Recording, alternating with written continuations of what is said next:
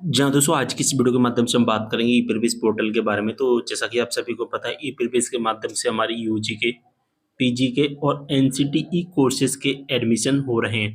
लेकिन अगर आप चाहते हैं कि आपने जो रजिस्ट्रेशन किया उस रजिस्ट्रेशन को आप कैंसल करना चाहते हैं, उसमें बहुत सारी गलतियाँ हो गई हैं इसलिए आप कैंसल करना चाहते हैं, या आपने रजिस्ट्रेशन किया है अब आपको एडमिशन नहीं लेना है तो आपको कैंसल करना है। ठीक है? बहुत सारे रीज़न्स हो सकते हैं। सबसे बड़ा जो रीज़न्स होता है ना, बहुत सारी जब गलतियाँ हो जाती हैं ना, तब स्टूडेंट कैंसल करता है।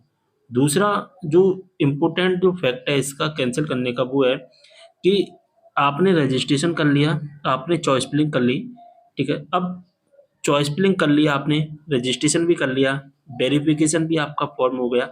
अब एडिट करना है आपको, कुछ कॉलेज ऐड करने हैं या आपसे कुछ गलतियाँ हो गई हैं, वो ऐड करनी है, वो सही करनी है। तो उस केसेस में क्या करना पड़ता है कि आपका फॉर्म अनलॉक नहीं होता, आपको कैंसल ही करना पड़ेगा। पहले अनवेरीफ़ाई करवाना पड़ता है और अनवेरीफ़ाई करवाने के बाद में आपको अपना रजिस्ट्रेशन कैंसल करना पड़ता है। ठीक है? बात समझ में आ गई? तो रजिस्ट्रेशन कैंसल कैसे करना है वो मैं आपको बताऊँगा। इसके लिए ऑनलाइन फॉर्म सबमिट करना पड़ता है, ठीक है? जैसा कि देख पा रहे हैं इस तरह का एक इंटरफ़ेस आता है और यहाँ पर एक रजिस्ट्रेशन कैंसल का ये लिंक होता है। तो यहाँ पर हमें कैंसल करने के लिए एक लिंक दिखाई देता है, वो लिंक कैसे यूज़ करना है वो मैं आपको बताने वाला हूँ। तो हमारा जो रजिस्ट्रेशन कैंसल होगा वो 2 तरह से होगा। एक तो होगा वेरिफ़िकेशन से पहले, एक होगा वेरिफ़िकेशंस के बाद। जैसा कि आपने रजिस्ट्रेशन किया, आपने चॉइस फिलिंग की। रजिस्ट्रेशन चॉइस फिलिंग होने के बाद आपका फॉर्म चला गया वेरिफ़िकेशन होने के लिए। अगर आपका वेरिफ़िकेशन नहीं हुआ है, अगर दोस्तों आपका वेरिफ़िकेशन नहीं हुआ है फॉर्म, तो आपको कैसे कैंसल करना है, वो मैं आपको बता देता हूँ। सबसे पहले आपको इसकी ऑफ़िशियल वेबसाइट पर आना है, यहाँ से लॉगिन कर लेना है आईडी पासवर्ड डाल कर के, जो भी आपकी आईडी पासवर्ड है और यहाँ से आप इसको साइन इन कर लेना सबसे। जैसे ही आप साइन इन करोगे, आपके सामने इस तरह का इंटरफ़ेस आ जाएगा, आपकी आईडी पासवर्ड है, जो कि लॉगिन हो जाएगी, ठीक है? और यहाँ पर जब सबसे नीचे आएँगे ना, तो यहाँ पर दोस्तों दिखाई देगा कैंसल रजिस्ट्रेशन, तो यहाँ पर आपको क्लिक कर देना है, ठीक? जैसे ही कैंसिल रजिस्ट्रेशन पर क्लिक करोगे, आपके सामने एक इस तरह का इंटरफेस आएगा। आपको यहाँ पर चेक मार्क कर देना, इसके बाद गेट ओटीपी पर आपको क्लिक। अब दोस्तों आपके पास एक ओटीपी आई होगी, उस ओटीपी को यहाँ पर डाल देना है, यहाँ से आपको वेरीफाई कर देना है।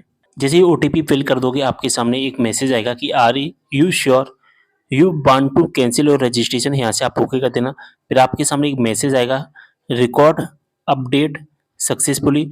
जैसे ही रिकॉर्ड अपडेट सक्सेसफुली आएगा, आपको रिडायरेक्ट कर दिया जाएगा इस पेज पर और आपसे बोलेगा कि अब आप अपना नया रजिस्ट्रेशन कीजिए।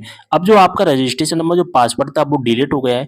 अब उस रजिस्ट्रेशन नंबर पासवर्ड से हमें कोई मतलब नहीं है, अब हमें न्यू रजिस्ट्रेशन करना पड़ेगा। तो इस छोटी सी प्रोसेस थी रजिस्ट्रेशन को डिलीट करने की, रजिस्ट्रेशन को कैंसिल करने की, ठीक है? अब दोस्तों हम बात करेंगे कि वेरिफिकेशन के बाद कैसे होगा, कि जैसे कि आपका रजिस्ट्रेशन हो गया, चॉइस फिलिंग हो गया और आपका डॉक्यूमेंट वेरिफिकेशन के लिए फॉर्म चला गया, ठीक है? डॉक्यूमेंट वेरिफिकेशन के लिए फॉर्म चला गया और वेरिफिकेशन फॉर्म चला जाता है और आपका फॉर्म भी वेरीफाई हो जाता है।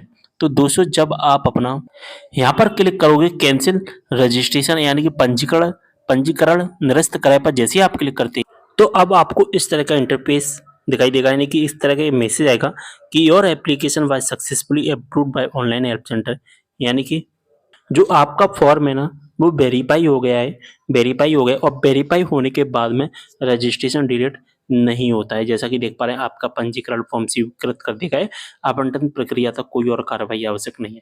तो यहाँ पर आपको एक बात समझ में आ गई होगी कि आपका जब तक फॉर्म वेरीफाई नहीं है, आपका फॉर्म वेरीफाई नहीं है, आप अपना रजिस्ट्रेशन कैंसिल कर पाएंगे। लेकिन जैसे ही आपका रजिस्ट्रेशन वेरीफाई हो जाता है, ठीक है, और आपके सामने मैसेज दिखाई देता है ग्रीन कलर में कि आपका फॉर्म वेरीफाई हो गया है और आवंटन प्रक्रिया तक कोई कार्रवाई करने की आवश्यकता नहीं, इस तरह का मैसेज दिखाई देता है।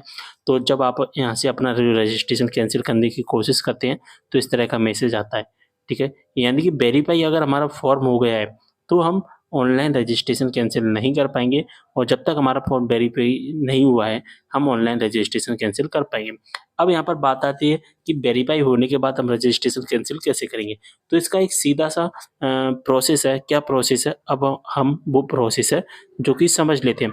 सबसे पहले आपको क्या करना है, अपने हेल्प सेंटर पर जाना है, ठीक है? अपने हेल्प सेंटर पर जाना है, वहाँ से अपना जो फॉर्म है अनवेरीफाई करवाना है। या तो आप अनवेरीफाई कह सकते हैं, ठीक है? या फिर आप यहाँ पर कह सकते हैं कि अनलॉक। आपको अपना फॉर्म अनलॉक करवाना है या अनवेरीफाई करवाना है, ठीक है? बात एक ही है। ठीक है, कहाँ से होगा? हेल्प सेंटर पे। हेल्प सेंटर कहाँ पर मिलेगा आपको? आपके नज़दीक जो भी गवर्नमेंट कॉलेज है, उस गवर्नमेंट कॉलेज में जा सकते हैं, ठीक है? तो उस हेल्प सेंटर पर जाकर के अपना फॉर्म है अनलॉक करवा लेना है, अनवेरिफाई करवा लेना है। जैसे ही आपका जो फॉर्म है अनवेरिफाई हो जाएगा, तो फिर आपके सामने इस तरह का मैसेज नहीं आएगा, जो अभी हमने देखा था रजिस्ट्रेशन डिलीट करने का प्रोसेस, उस तरह से हमारे सामने प्रोसेस दिखाई देगा, ठीक है? बात समझ में आ गई? सारी चीज़ें आपको समझ में आ गई होंगी।